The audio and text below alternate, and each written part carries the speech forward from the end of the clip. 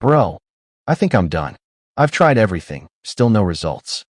You're not done. You're just tired. There's a difference. I studied. I worked hard. I sacrificed sleep, fun, everything.